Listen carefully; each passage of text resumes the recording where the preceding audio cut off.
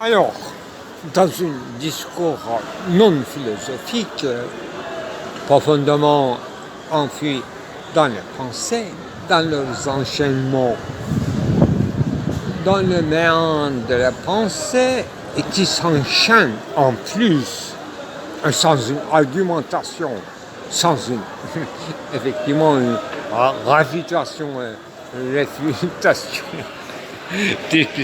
discussion, et tout en restant bien sûr comme l'assemblée dialectique auquel il n'y a pas d'échappatoire. Et certaines affirmations en forme de négation et dire ceci n'est pas ceci et ceci est cela, mais on a omis, toujours par fatigue, par confusion, n'est-ce pas? Parce que ce genre de pensées se naissent et se meurent à l'instant même. Les plus précieuses des pensées se meurent le plus vite, alors que tout enchaînement causal d'une textualité les attend. Tout est préparé, mais le rideau tombe et on laisse achever l'œuvre inachevée par doctrine. Non, non merci. Cela ne se réitère pas, mais cela se rappelle sous certaines conditions qu'il faut bien, à bon gré, à mal gré, respecter, et rien ne prévoit le venu et l'heure, le véritable fuite vers le fin fond de la nuit. Ceci dit, une affirmation, une proposition énième qui manque dans une chaîne non causale d'une argumentation non à la service de la réfutation ou sans se mêler directement à une discussion humaine, à la merci de chaque popstar. Bon, il y a beaucoup de choses à dire sur la popularité de l'image du philosophe et comment peut-on user alors que le contrat, n'est-ce pas, la vie contractuelle est claire. Tout sourire apporte brillance des cheveux, des choses comme ça. Il y a une litanie des règles à respecter pour devenir une star, une grande star. Une grande star, non. Une petite star dans la petite étoile qu'on appelle notre place sous le soleil. Ceci dit, mes enfants, personne ne pense véritablement quand il parle. Il y a un phonème, il y a une règle, il y a un enchaînement plutôt irrégulier, n'est-ce pas, comme dans mon langage qui des verbes, je fais l'allégation de verbes irréguliers rare en anglais, abondant en français. Et régional, je dirais, dans la langue, dans les langues en pluriel, turc, geloz, gidoz, sizelde bulamıyoruz. Voilà, petit exemple de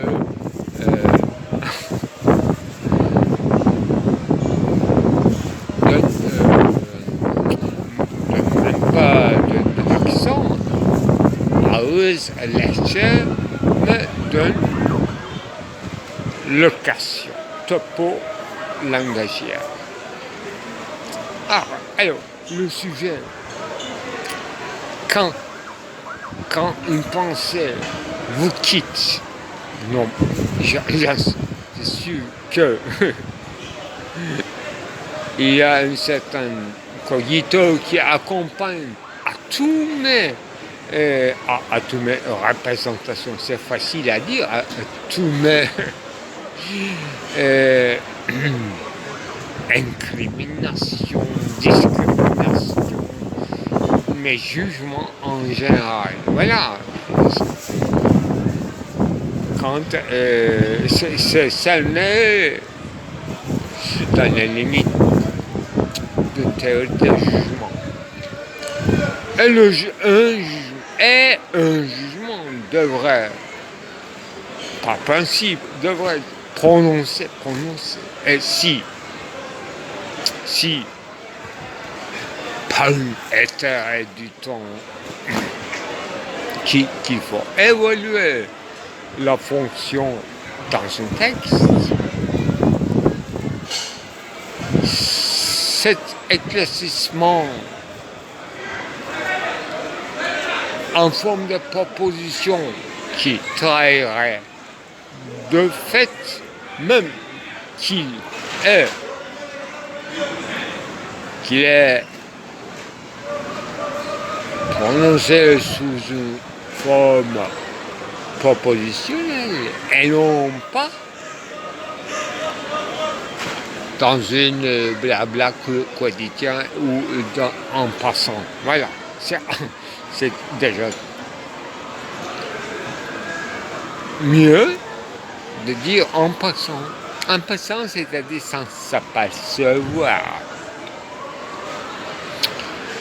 Et l'autre cas, si tout ce discours réfléchi se préparait à arriver à ce moment indicible, ineffable, là, tout est préparé, séquence par séquence, table par table, et finalement, cette table dernière scène, la scène, s'enfuit. Non pas pour jamais. Ça, je ne crois pas. Parce on a parsemé des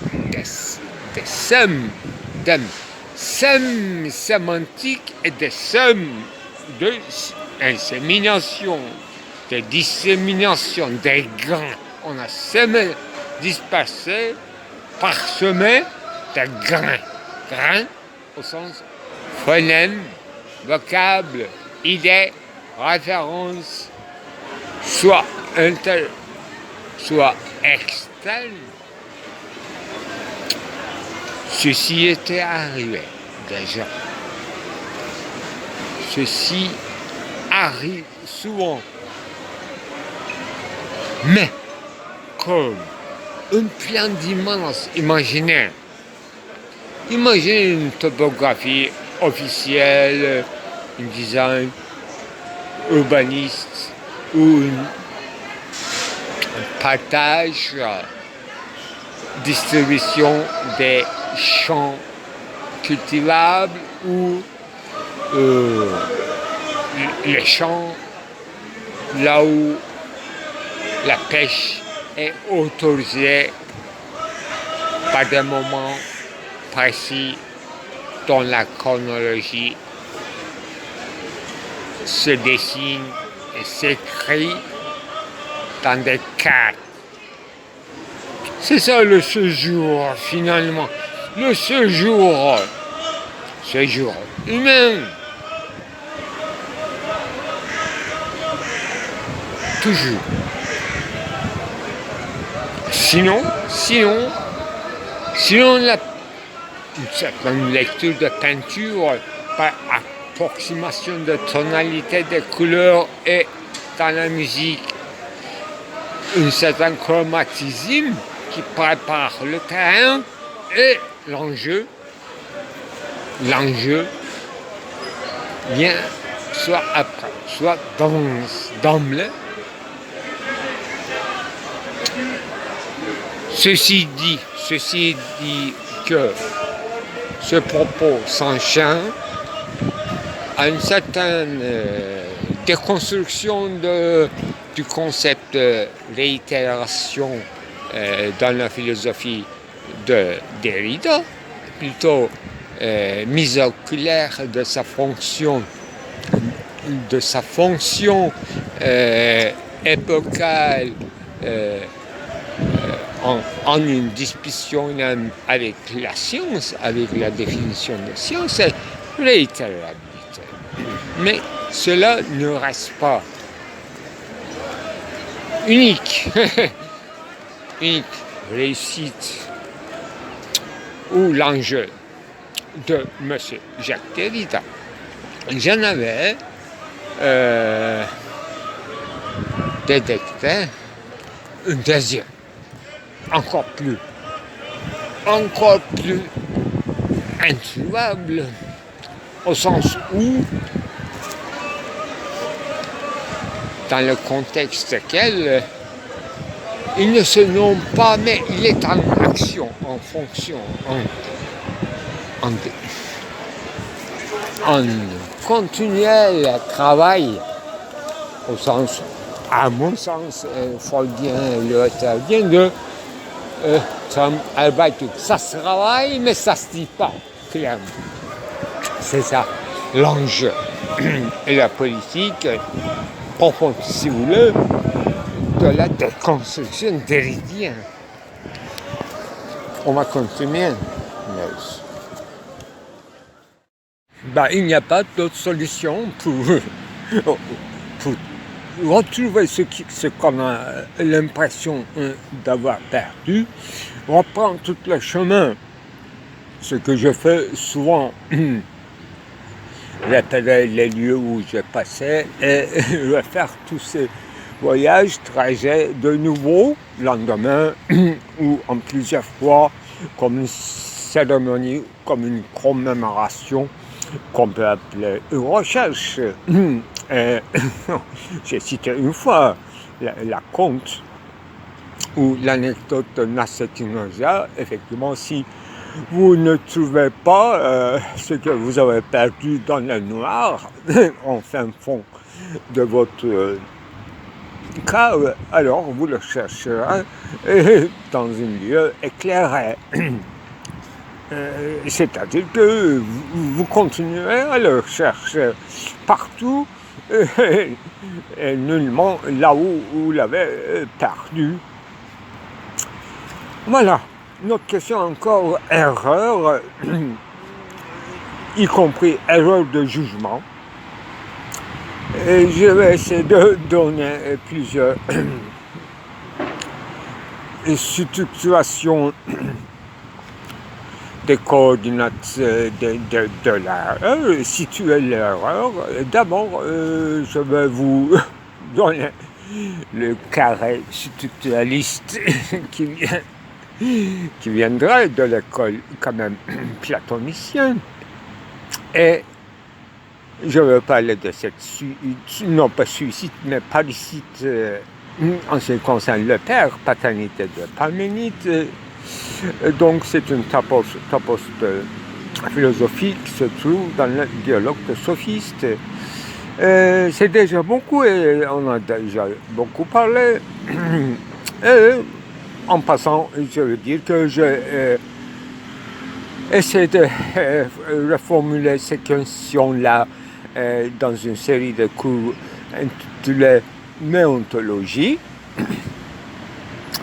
J'ai fait, je crois, maximum attention que ces cours soient à la fois très denses, réfléchis bien sûr, et à la fois frappés d'une nullité ou d'une imprédictibilité, en ce qui concerne une véritable source jaillissant de la métaphysique, des questions métaphysiques. Là où métaphysique céderait sa place, céderait le pas à une méontologie. Mais j'étais, après coup, dès le départ, j'étais mécontent de ce titre de méontologie, et j'avais bien expliqué que ça venait d'une certaine consultation d'un dictionnaire d'André Lalande, vocabulaire de dictionnaire, enfin vocabulaire de concept philosophique de Lalande, là où il était question dans une autre langue déonta, méonta, et là j'ai trouvé que mieux que déontologie, effectivement, qui concerne mes cours de devoir kantien, donc dans le domaine d'éthique, mais méonta,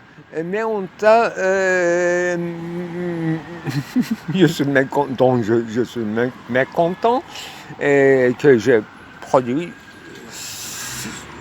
j'ai inventé, et je crois que j'en ai trouvé aussi chez quelques auteurs dont je me souviens plus leur nom,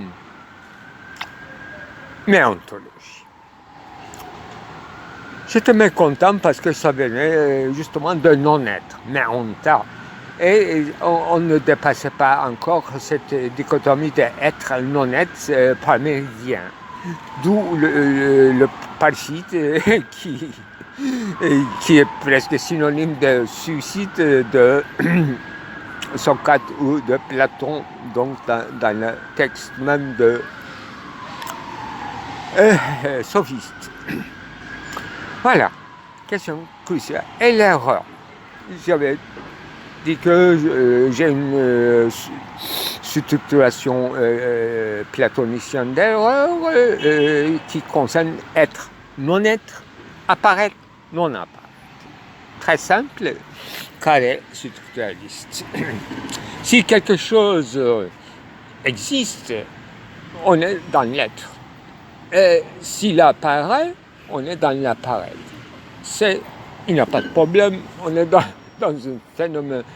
Bon, phénomène, mais ce qui s'apparaît. Bon, les Grecs n'utilisaient pas apparemment phanastai dans le sens où nous comprenons. On est dans le vrai, dans le sens moderne. Alors, si quelque chose est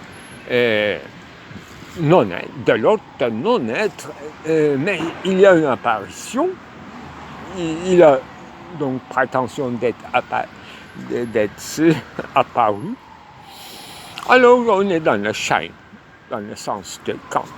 On est dans une illusion optique.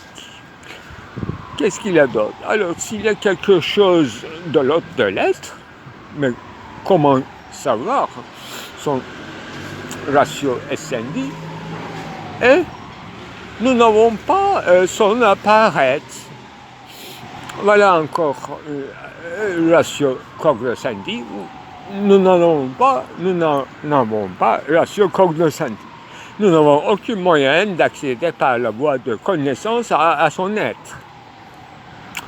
Bon, en passant, je dirais que ça va convenir au topos que nous voulons Dieu se situe. Alors, quatrième, il est non existant. Il est de non-être et il n'apparaît pas. Mais tant mieux. Voilà. Meilleure exclamation de la journée. Tant mieux, tant mieux. Mais le problème n'en finit pas. Ça n'existe pas et personne n'en parle. Et ça ne concerne personne. Là, peut-être, ça commence à devenir intéressant au niveau, au moins, de pataphysique. Ça dépasse les limites. J'avais, je crois, appelé cette catégorie dans mon premier livre philosophique, et pourquoi encore de la philosophie, à la fois en citant le mot français, incongruence, ni être ni apparaître, alors c'est l'incongru. Et j'avais traduit cette notion en turc en abès, qui est très connu dans les critiques littéraires, sur les romans, sur l'œuvre littéraire, sur le genre de Ahmet Hamidi Tanpınar, une figure de romancier très important, et donc de la fin du 19e siècle, début du 20e. Abès. Donc, incongruence, qu'est-ce que je dis? Pataphysique. Ça aussi, je ne suis pas si content de pataphysique. Il y a quelque chose de pathologique. Mais quand j'utilise le mot pathos, au sens grec, c'est-à-dire amour pathologique, c'est justement quelque chose non pas pataphysique, mais pourquoi pas pataphysique. Un amour sur lequel tout le monde sera d'accord, et personne n'y croit aujourd'hui à ce genre d'amour, et il le trouve pathologique. Et seulement des malades mentaux, des obsessionnels, des psychotiques qui peuvent tomber amoureux et ils peuvent devenir dangereux. C'est pas mon sujet, mais c'est justement éclaircissement par les exemples. Alors, erreur serait que il y a quelque chose, être, mais quand on parle de cet être, on n'utilise pas son appareil approprié à son propre, mais notre appareil. Donc c'est une confusion, c'est une mistake.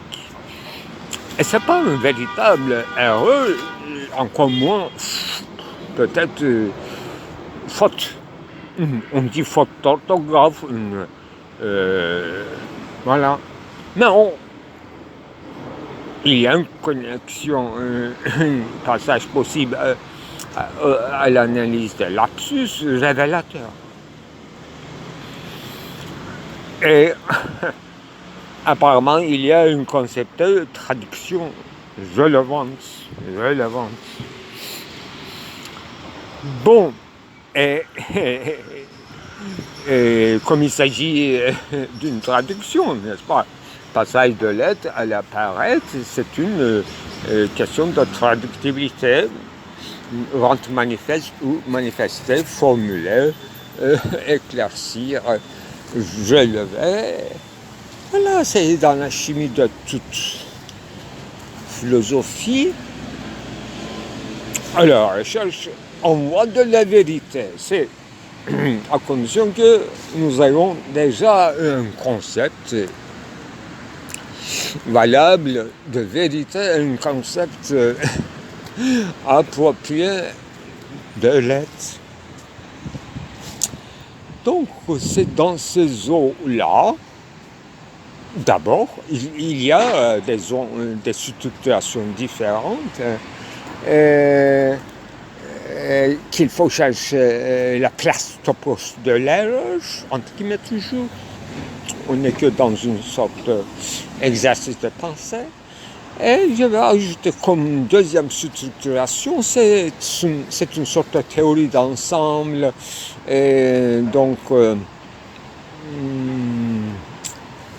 disons, roussellien, et on a repris par plusieurs. Et finalement, ça est devenu quelque chose comme une sorte de paradoxe, une sorte d'aporie, à force qu'on travaille sur cette théorie d'ensemble.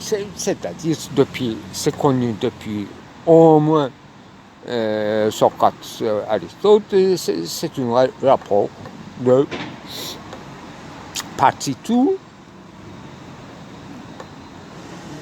rapport de la partie au tout, qui est dans la base de toute explication de métaphore et d'analogie, similitude, figure rhétorique. Donc si on prend une partie pour représenter, pour signifier le tout, et là il n'y a pas une erreur, il n'y a qu'une approche analogique ou, si vous voulez, métaphorique qui est complètement valable dans la rhétorique, dans la poética, surtout chez Aristote. Donc, quand on pose la question et quand on présuppose une partie d'un ensemble, d'un tout, mais finalement, qui n'en fait pas tout à fait partie, soit que c'est une sorte d'exagération, une sorte infaillite dans la métaphoricité, donc c'est un mauvais poète qui utilise de mauvaises métaphores, ou bien il cherche des voies très détournées, et il fatigue, il est lassant, et il ne donne que lassitude au lieu de élargissement d'une pensée, d'une vision, élévation aux idées, etc. Vous voyez, l'erreur, j'avais des déclarations que j'essaie de revenir. Là, dans l'art, dans la poésie, il n'y a pas d'erreur, et dans la peinture non plus, il n'y a pas d'erreur, et dans la philosophie non plus, il n'y a pas d'erreur. L'erreur, c'est-à-dire la distinction du vrai et du faux, ne concerne que certaines compréhensions de l'être qui est repris, qui est assumé par la science d'aujourd'hui, que j'avais ajouté que Derrida, dans son affairement gegen Wissenschaft, contre les sciences, à l'égard des sciences, il travaillait dans son première œuvre jusqu'à la fin sur la notion de réitérabilité, en disant que voilà, ce qu'on ne peut à travers Husserl, ce qu'on peut répéter d'idem qu'on formule comme procédé, c'est que ça donnerait, si ça donnerait toujours le même résultat, c'est une méthodologie scientifique, alors que, comme disait Husserl, impossibilité d'une traduction adéquate, universelle dans le domaine littéraire, vu diversité des langues naturelles et diversité et multiplicité des ethnies, alors il est impossible de parler d'une certaine idéalité dans le domaine littéraire. Alors que Panofsky avait écrit un livre inachevé, Idea, concernant l'histoire de l'art, qui est très discuté. Et qu'est-ce qu'il faut ajouter à ce moment-là, parce que vu l'erreur que j'ai fait, je l'ai même fait manifeste, c'est moi qui ai détecté, c'est une misreading plutôt qu'une erreur de jugement. C'est une mauvaise lecture par manque de acuité de la vue, d'une faiblesse de vue de ma part, de mon propre écriture à la main. J'avais mal lu, c'était écrit, mais très mal écrit, et avec le surajout entre les lignes, une seule page très dense qui s'intitule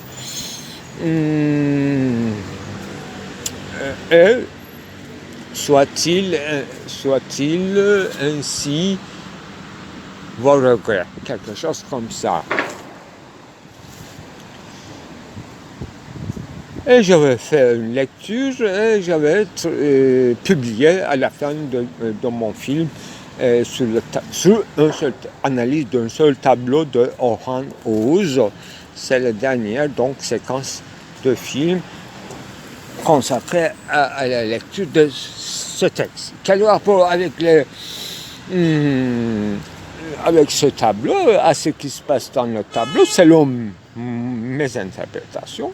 Ça aussi c'est important, mais l'erreur en question, c'est-à-dire misreading, ça ne concerne qu'un seul mot ou quelques mots. Ce qui nous concerne, c'est cet écrit-là sur le papier, la forme de condoléances,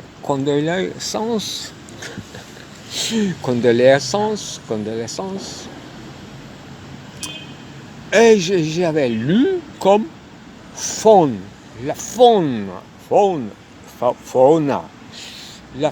de condoléances.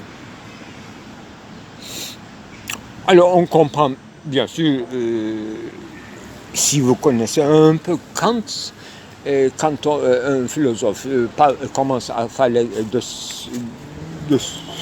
ce genre, il utilise de parler de ce genre de tournure de phrase, la forme de la loi, des lois naturelles, c'est la description même, son statut ontologique même de la loi morale chez Kant. Donc la forme, et parfois, Kant utilise typos, un mot grec, pour préciser de quoi il parle. Mais c'est nouveau comme usage du mode bild et de typos. Donc, en parlant de l'auteur, en disant, je suppose, dans le texte de quoi je parle, je parle du regret, ainsi soit-il, vos regrets.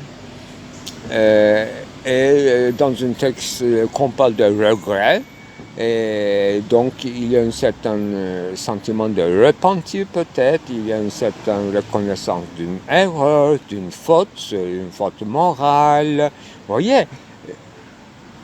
Et dans le même texte, on parle de, je suppose, condoléances, oui, et consolation peut-être. C'est un texte très dense qu'il faut relire. Et j'ai déjà fait un autre film, ce matin c'est fini, et ça s'appelle Devenir philosophe numéro 1, et avec un sous-titre qui comprennent tout ces problématiques, mais sans résoudre bien sûr, c'est-à-dire le mot de faune de condoléances, entre guillemets, et son rapport avec bestialité, au sens de bestiaire. Bestiaire, même dans le film, en passant, je parle de vestiaire. Vestiaire, c'est-à-dire une sorte d'introduction par la figuration à un sujet. Donc, à l'entrée du jeu, on trouve un vestiaire, et là, juste au moment où je parle d'une certaine tenue vestimentaire, mode vestimentaire, et surtout le chef comme signe de souveraineté et de pouvoir, et de tous les titres, et pour devenir philosophe, ce texte et ce film même très dense également, insinue qu'il faut se dénuder de tous les titres et des tenues vestimentaires. Donc, il faut entrer dans la philosophie, dans l'être auteur, en toute nue, dans une nudité, et sans couche-chef, c'est-à-dire sans abêtir aussi. Et bien sûr, je n'utilise pas pour rien, et je renvoie discrètement à cette discussion sur la notion de bête que Derrida a fait par rapport à Deleuze, à un moment donné, dans son livre Le bête et le souverain. Donc, à un moment donné, comme Deleuze, il a remarqué que pour devenir philosophe, effectivement, il y a un devenir bête aussi dans le devenir philosophe. Voilà, maintenant tout est éclairci. Il n'y a pas d'erreur, il faut le comprendre. Dans ce zoo-là, bêtise, autre chose, enfin bêtise, une petite erreur, non pas une erreur de jugement, mais pourquoi pas, c'était une bêtise. Après avoir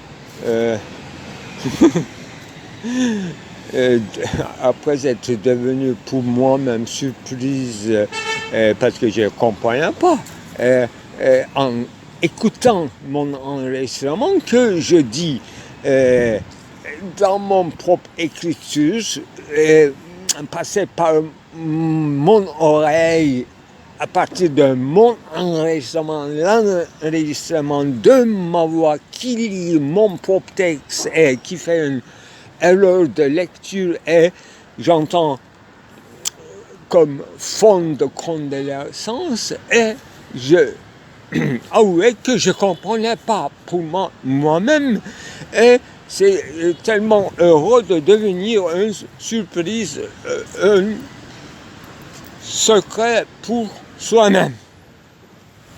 Voilà l'essence de notre discussion, c'est-à-dire mon discussion avec moi-même depuis quelques jours.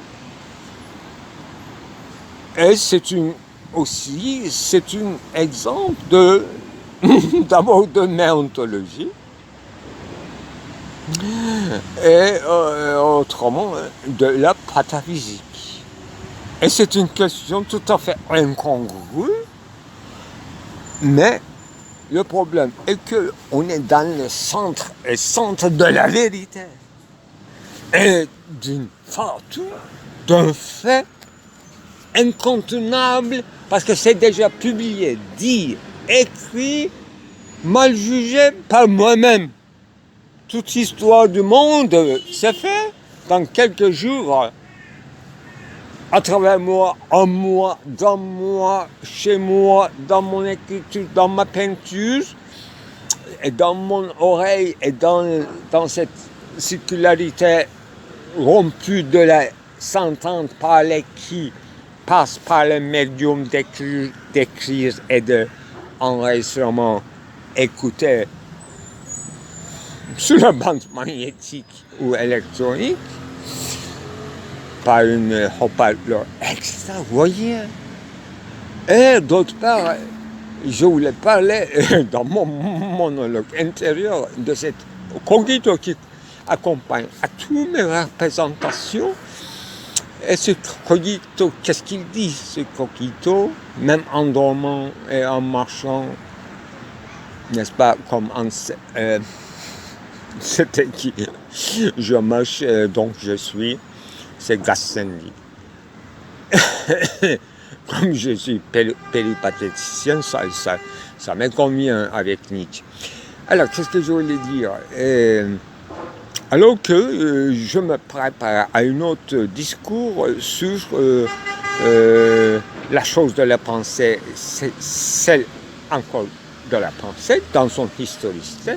La chose de la peinture, c'est encore de la peinture dans son historicité historicité, mais ça concerne d'abord le cœur au sens général. C'est déjà fait et publié, je suppose, comme film. Et qu'est-ce qu'il en reste? Alors, moi, j'ai changé d'avis en faisant un pas de plus, en disant que la chose de la pensée, l'affaire de la pensée n'est pas encore penser des autres, trouver des impensés dans leurs pensées, en faisant une répétition ontologique. C'est très riche comme méthodologie heideggerienne, mais si on disait tout court, la chose de la pensée, c'est-à-dire ce que je suis en train de faire maintenant, c'est l'impensé.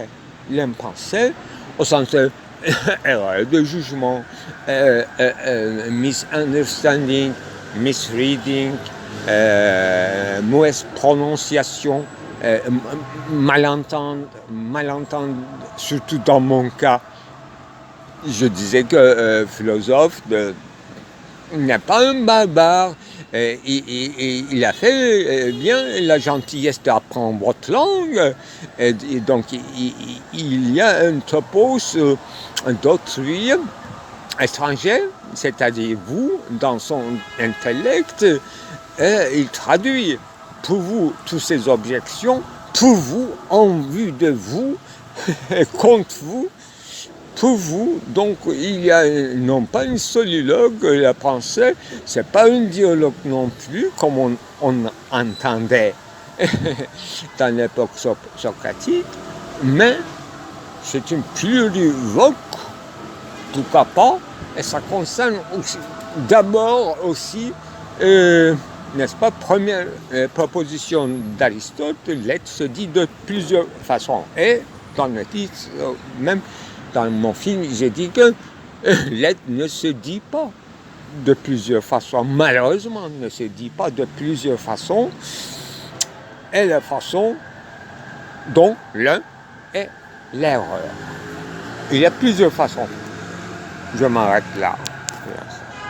C'est un peu mieux éclairci. Mon problème à moi d'abord, et pour vous aussi ensuite, pour tout le monde.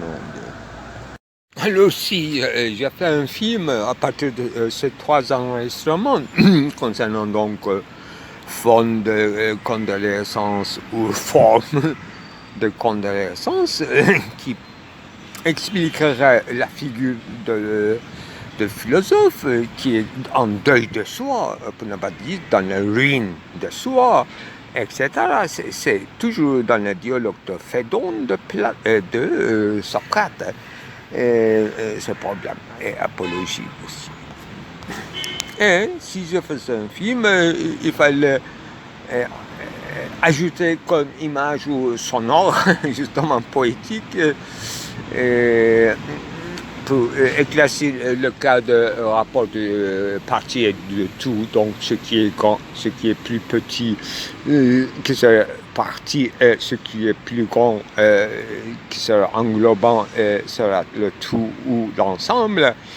J'ai un enregistrement très douloureux ou rigolo. Plus petit que cela, plus grand que cela, plus petit, plus grand. Et c'était pas du tout absolument volontaire. Et j'écrivais une certaine sigle d'orthographe comme parenthèse aiguë. Et là, on comprenait comme une sigle de logique et lecture automatique en français, le lisait comme plus petit, plus grand. Donc, ou la parenthèse, ferme la parenthèse, ou la parenthèse, c'est-à-dire plus petit, ferme la parenthèse, plus grande, etc. Et c'est très très rigolo à l'entendre, et c'était une surprise pour moi, et je l'avais gardé, ça fait des années. Alors, c'était pas seulement ça, il fallait, oui, reprendre mon enregistrement qui est souvent publié en ce qui concerne Dervish. Dervish'in fikri neyse zikri de odur. Donc, c'est une sorte de herméneutique facile vue de populace en ce qui concerne les gens initiés qui feront un lapsus et le peuple dans la mosquée, ils vont dire voilà, il a fait cette erreur en public et donc il ne pensait que cela et donc c'est un indice de véracité de sa vrai caractère, de son fond de pensée, ce qu'il a prononcé. Donc ce qui est devenu en apparence explique toute l'intériorité de cette personne. C'est ça ce qu'il voulait dire, cette expression en turc. Alors, regarde ce qu'il a... J'essaie de traduire ce dicton. Regarde ce qu'il a dit. Ne regarde pas ce qu'il a dit, plutôt Darwish,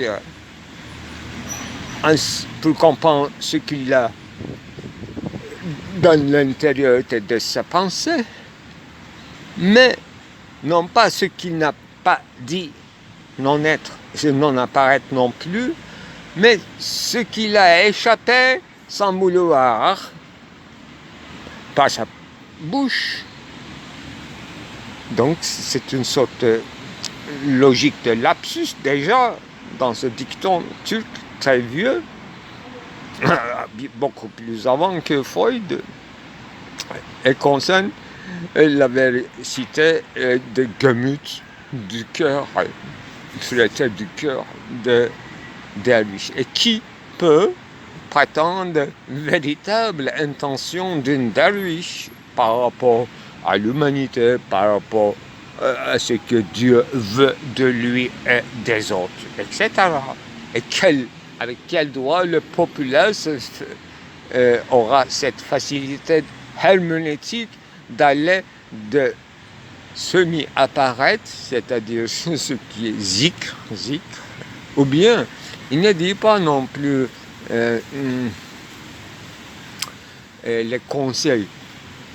Il ne faut pas se tromper avec les conseils donnés d'un enseignant. Il faut regarder à ce qu'il fait. C'est toujours, bien sûr, dans les autres de la philosophie socratique qui dit, comme tout le monde le sait, effectivement, sois toi-même. Ou bien tu sois comme tu apparais, ou bien tu apparais comme tu es. Ça, c'est une sorte de tyrannie en ce qui concerne dans l'exigence de la vérité, et ce n'est qu'un cas de figure psychotique. Et Socrate n'entre pas dans cette catégorie en tuant son père Parménide, par exemple. Mais tyrannie ou despotisme existe bien avant, bien sûr, de Socrate, et bien après, et toujours parmi les populaces, et parmi une classe de philosophes qu'on appellerait comme vous voulez. Voilà. C'est l'autre côté du miroir pour moi. Et il faut ajouter renversement de toute proposition et ce qui ne sera même pas dialectisable et ce qui ne sera même pas opposé. Et il faut revoir donc ce rapport de partie et tout, ce qui est subsumable ou ce qui est censé être compris ou mal compris ou précompris, précompréhension qui précède ou malcompréhension. Prépensée, impensée, l'affaire de la pensée, c'est impensé, mais d'abord mal pensé. Voilà, il y a beaucoup d'affaires pour la pensée encore. Ça, ce n'est pas encore réalisé. Je vous ai projeté un programme pour compléter le film. Alors, un rappel à moi-même, comme quand je mentionne l'expression chaîne de causalité, c'est si entre dedans, dans la chaîne causale de ma vidéographie, c'est que une série, ce qu'il faut entendre par l'expression de chaîne de causalité, c'est l'enchaînement ou la série de mes vidéos qui poursuit l'un à l'autre ou qui achève au titre de supplément ou addition ou une réévaluation, une reprise et recommencement. Voilà. Ceci est clair. Chaîne de causalité veut dire dans mon lexique ceci.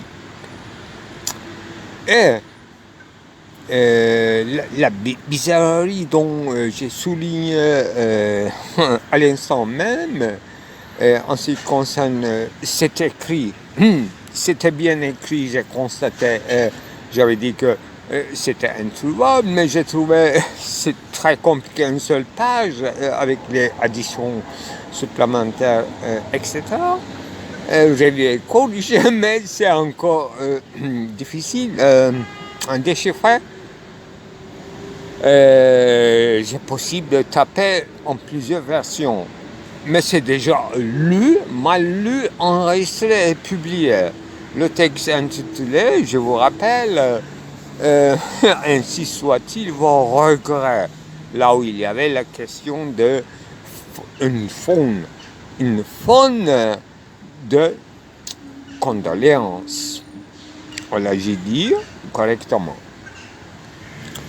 Alors, ce qui se passe dans ce texte est la place où il est publié comme un dernier chaînon d'un film dont intitulé Analyse phénoménologique d'un tableau de Orhan Oğuz, mise en parenthèse le rapport à cette analyse précise d'un tableau quand même exemplaire par rapport à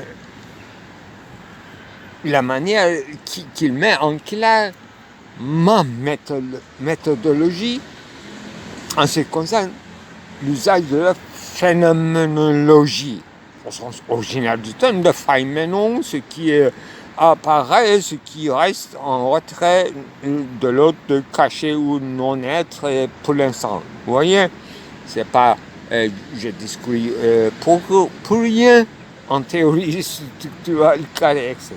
Bon, ceci est dit que la place dans le chaînon de la causalité, la place incongrue ou appropriée de cette dernière séquence ou dernier tableau, comme je dis depuis quelques films, au lieu de dire chapitre 1, 2, j'ai dit tableau 1, tableau 2, vous voyez, à partir de théorie épique de dramaturgie de Bertolt Brecht. Moi, vous voyez, il y a beaucoup de choses qu'il faut repenser ensemble pour tirer une petite conséquence qui servirait, bien sûr, à quoi? À rien, sauf que à un autre chaînon un enchaînement, si vous voulez, des lignes virtuelles, etc. Voilà. Ce que je voulais dire finalement, mais j'avais oublié le contexte, concernait le texte, parce que ça concerne la théorie même stratégique de Jacques Derrida, ça concerne ce texte célèbre de signature événement contexte, dans une matinée très tôt en pensant ce qui fait le sens au sens minimal, etc. Et je pensais le contexte et son rapport avec ce que j'ai développé par rapport à M. Derrida, son rapport avec les sciences discrètes, en ce qui concerne le concept de réitération. Alors, le contexte me faisait le problème en ce qui concerne de quoi conjecturalité, conjecturelle, contingence, non catégorielle, ça comprend, et arbitraire de signe. On ne dit pas parce que c'est critiqué d'emblée en ce qui concerne l'origine volontaire de actes posés, etc. Sauf exercice de pensée énigmatique qu'il faut renvoyer au concept de trace. Alors le contexte, donc le texte, tout simplement, prétexte, contexte, et notre histoire de Darwish, ce qui est quoi? Refoulé, ou je refusais, ou bien réfutais, à mon avis, profondément le concept de lapsus comme inapproprié à ce qui se passe dans un moment volontaire, involontaire, ou comme je dis clairement dans un film, c'est par l'allergie ou irritation d'altérité dont l'issue est dans l'issue entre guillemets hellénistique, post-hellénistique, durant tout le Moyen-Âge, la vie monastérielle, le lieu privilégié de la figure et du Pierre philosophale. Ce qu'il faut entendre par là, marge de marge, ce qui fait la différence, ce qui fait la critère plutôt de la vérité, de la véricité de toute vérité, autre qui est en train de chercher dans le personnage, dans la figure incarnée, hypostasiée. Ça aussi, cette théorie est évoluée par moi. Et rien à voir ni avec la contingence, sauf l'historicité, épocalité qu'il faut redéfinir, et ni avec le concours de circonstances que j'ai atténué avec justement le mot atténué. Concours de circonstances atténué. Mais atténué par quoi et comment? Voilà. Tout était là. Et sans oublier l'essentiel, au-delà de blabla analytique de la philosophie. Aujourd'hui, c'est le 17 novembre et le matin, à la sortie de la maison, j'ai fait deux découvertes, redécouvertes. L'un, il s'agit d'emblée joli, une œuvre phénoménale de Ferdinand Léger, depuis des mois, approximativement 6-7 mois de cette année est passé à la recherche de cette œuvre que j'ai eu déjà l'acquisition avec une grande déchirure en lame vers la gauche, etc. J'ai photographié, j'ai exposé, etc. Mais je ne retrouvais pas depuis 4 ans. Et maintenant, c'est devenu 5 ans. Tant mieux, j'ai identifié, photographié dans un coin d'antiquaire dans mon quartier. Et bon, rien à faire, je ne suis pas touché, c'est mon victoire. Seul enthousiasme, c'est que c'était véridique, vérification. D'où d'où l'immortalité des hommes. Passons cela, c'est très connu, je ne veux pas l'acheter, j'ai photographié, j'ai toute son archive en moi. Deuxième, plus fugitif, en passant la rue, j'ai croisé un garçon couvert contre le vent, difficilement marchant à l'aide comment dire, c'est un chariot à l'homme, sans un cheval, avec beaucoup de bruit, extrêmement maigre, très, très sale. Et il me semblait que je le voyais une deuxième fois, comme il était sous visière, fermé le visage contre le vent, contre la société. Je le dévisageais quand même longuement et il a senti par une sorte d'appareil récepteur qui se trouve derrière notre écran que les musulmans croient que seulement Mohammed la possède. Il m'a ressenti et il m'a regardé. Il m'a regardé, moi je l'ai regardé. Il m'a reconnu, moi je l'ai reconnu. Il était vieilli de 50 ans et c'est Mohammed. C'est sûr, c'est Mohammed de Haleb. Que le temps coulait l'encre. Mohammed m'a reconnu, moi je l'ai reconnu. On a resté un instant et j'ai continué. Et il marche difficilement. Vous savez, il m'avait volé une somme d'argent très importante dans les champs de Maïdoro. Mais quoi mais chandail en argent de Notre-Dame. En plus, volé, jeté dans les eaux obscures de la Seine. Voilà, cette scène de l'autre monde dans le champ de Maïdoro. Et on s'est éloigné. Moi, j'ai avancé, il s'est arrêté et après 15 mètres, j'ai tourné la tête, j'ai regardé qui s'était fixé au milieu de la route. Je l'ai quitté, j'ai continué à me découvrir. C'est ça, deux découvertes ou une invention d'aujourd'hui très touchant. Je ne suis pas ému, je suis intransigeant, je suis neutre, je ne suis pas touché, je ne suis pas affecté.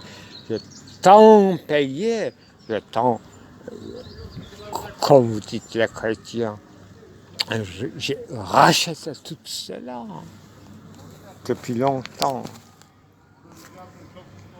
J'ai payé mes rançons.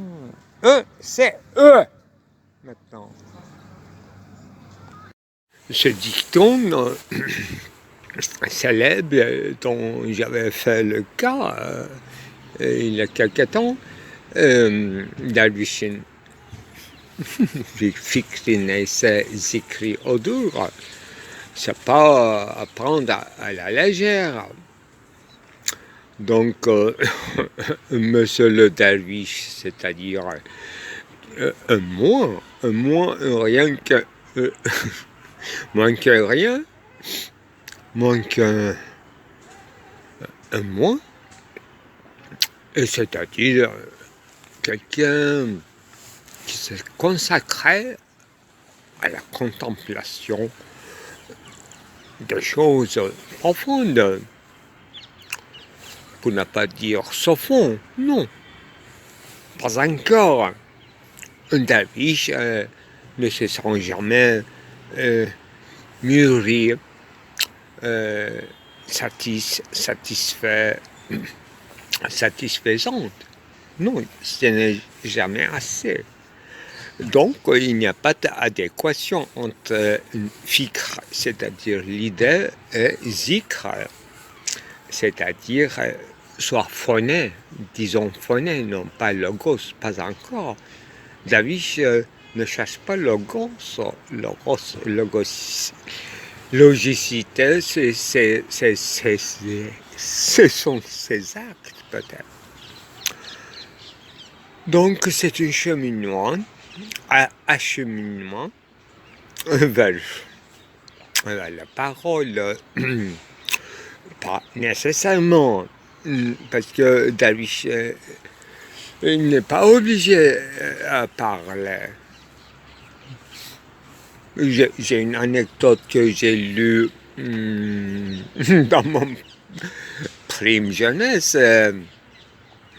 dans le livre de Enis Batur. Je crois que c'était dans la Poésie et la magie, un petit ouvrage bourré de références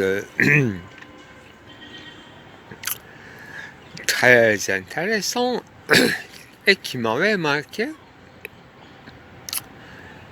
Peut-être là, peut-être dans un autre endroit. Enis Batur écrivait certainement, que j'avais cité d'ailleurs, comme un speed à l'un des articles que j'avais publié. C'est pour dire que Darwish n'est pas obligé à parler, c'est pas son préoccupation, même il est plus convenable qu'il se taise, mais même s'il brûle pour parler, il n'a pas droit, non pas qu'il y a une interdiction pesée sur lui, mais il n'a pas droit, pas encore, parce qu'il n'a rien à dire, rien à proférer comme parole. C'est une affliction, c'est encore plus, bien sûr, grave que n'importe quelle flagellation, jeûne et mortification. C'est le pire des mortifications, c'est s'interdire à parler. J'espère que moi, je ne serai pas frappé un jour par cette interdiction. Eh bien, l'anecdote relatée par Enis Batur, ceci est que un Darwish dans son monastère, musulman bien sûr, et il n'avait droit à parler que dans les cas d'urgence ultime.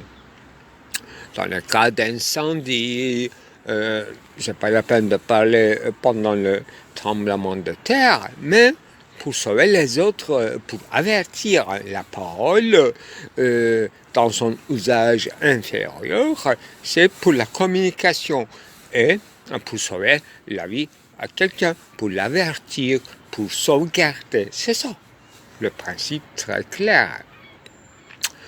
Donc, tout en sachant cette possibilité de parler, mais dans l'absence de cause pour parler, notre Darwish, donc un apprenti sûrement, se brûlait pour parler, pour dire quelque chose à quelqu'un,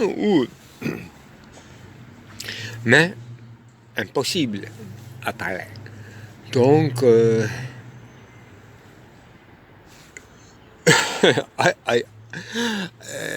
étant un moment donné sous l'influence d'une malingénie, il a eu une idée, justement déduite de cette action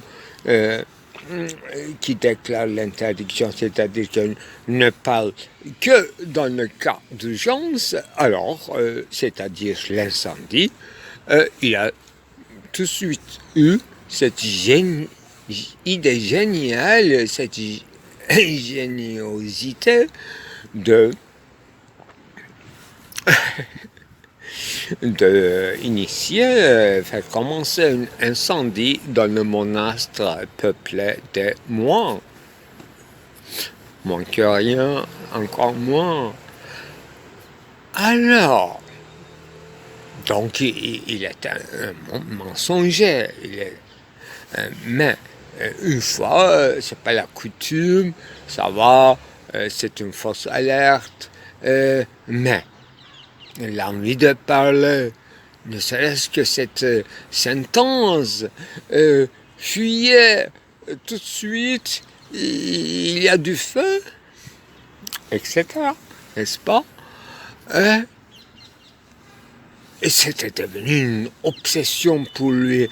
L'incendie, les paroles, le feu, ce feu, et ce langage énigmatique dont auquel il n'a pas d'accès, sauf en cas d'incendie.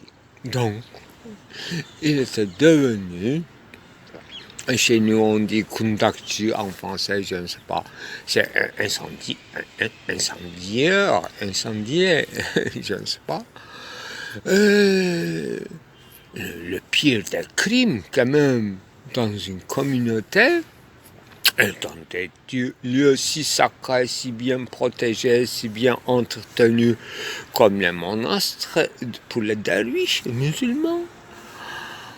Alors, et il voulait donc pour garder ce crime terrible dans ses mortifications, dans ses tourments, ce derviche cogitait sous l'influence d'un malin génie pour parler, uniquement pour parler, et il priait à Dieu, à tous les anges, justement pour vous que à l'instant même qu'il ouvre sa bouche, non pas encore prononcé un mot, mais une intentionnalité pour parler. Et il priait à son Dieu que, à ce moment-là, avant qu'il dise des mensonges, que l'incendie commence. Un feu. Vous voyez, parole et le feu.